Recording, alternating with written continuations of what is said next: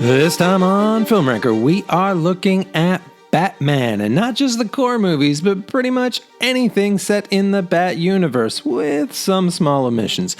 That means 15 movies that feature the Dark Knight in some form, from Adam West to the recently released Joker, all ranked from worst to best. Number 15, Batman and Robin. Where do I start? The nipples, Chris O'Donnell's Robin, a Bane that doesn't talk, a Mr. Freeze that only talks in bad one-liners. This movie was an overstuffed mess. There were smidges of positive hidden in that mess, though. Uma Thurman's Ivy was promising, and while Clooney is a terrible Batman, he's a pretty darn charming Bruce Wayne. Number 14, The Killing Joke.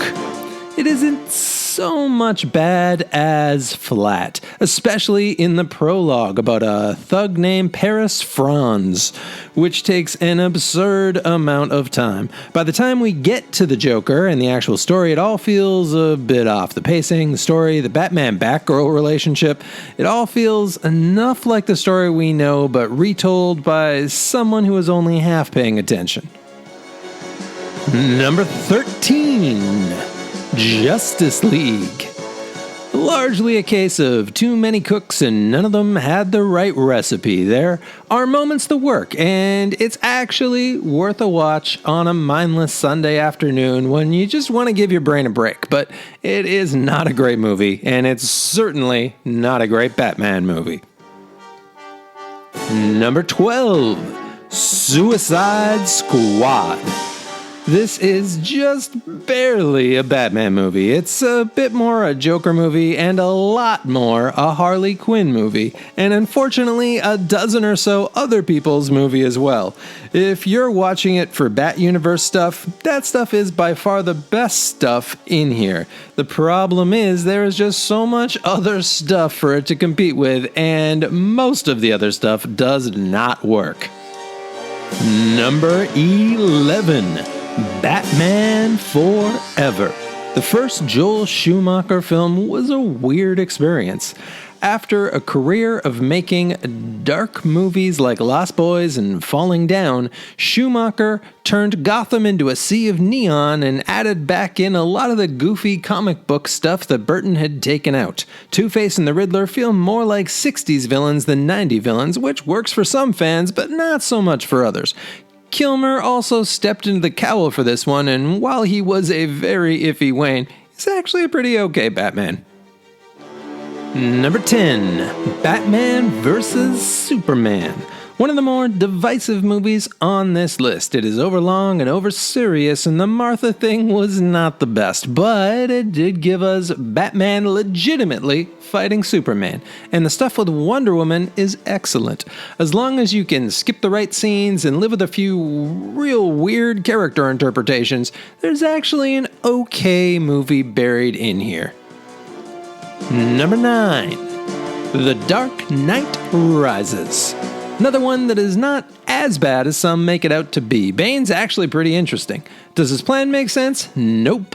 But it is just the sort of plan a Batman villain would concoct. There's some great images in here. The stadium explosion, climbing out of the pit, the opening scene on the plane, and some of the minor characters are a lot of fun, especially Scarecrow and Catwoman. Yes, the Talia reveal is too late, and there is a lot of fat to trim, but it's well worth a watch.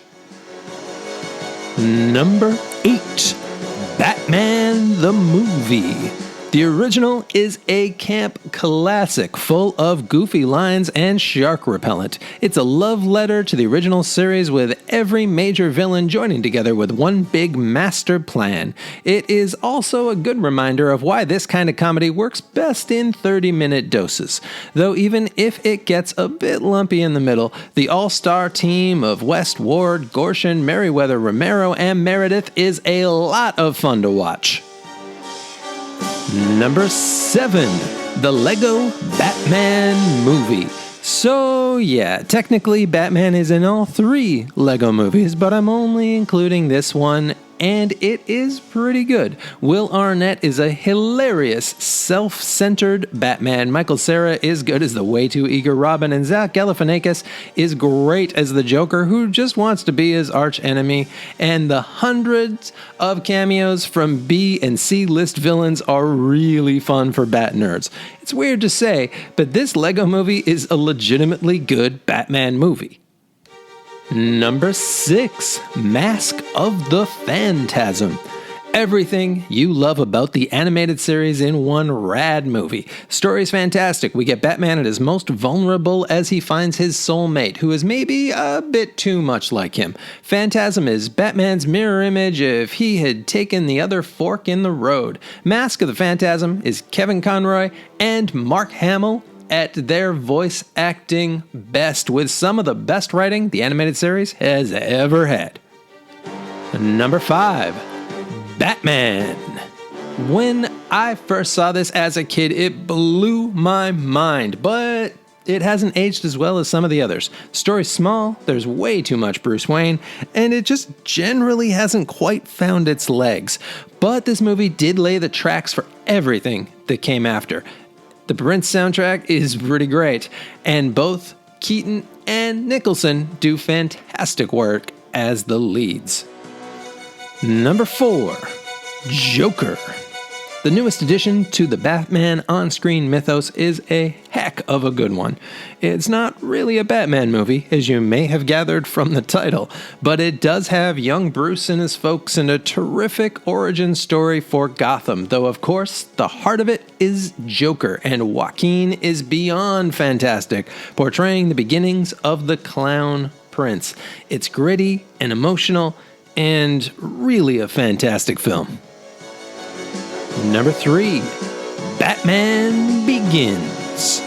After a pair of increasingly terrible live films and a long gap, Christopher Nolan brought the series back to life with a take on Batman that didn't just revitalize the series, but was a shot in the arm for superhero movies as a whole. It is a smart take that makes Batman and Gotham and the League of Assassins and all of it feel possible. Number 2, Batman Returns. Darker, Gothamier, and with the best Catwoman ever. The second of Tim Burton's movies is by far the best of the comic booky Batman films. It's silly, moody, sexy, and violent in just the right amounts. DeVito's great, Walken's great, Keaton's great, and Pfeiffer puts in the performance of her career. Number 1, The Dark Knight. Of course, number 1 is The Dark Knight, because it is the best one. This is an epic story told from all angles, and it is engrossing. It helps that it's helmed by one of the best current directors at the top of his game, but it is the performances that put this one over the top. Bale nails both Bats and Bruce. Aaron Eckhart is underrated as Two-Face. Gary Oldman was born to play Commissioner Gordon, and there isn't much you can say about Ledger's performance that hasn't already been said. This is the darkest version of Gotham, where decisions have repercussions and the Joker is as mesmerizing as he is terrifying.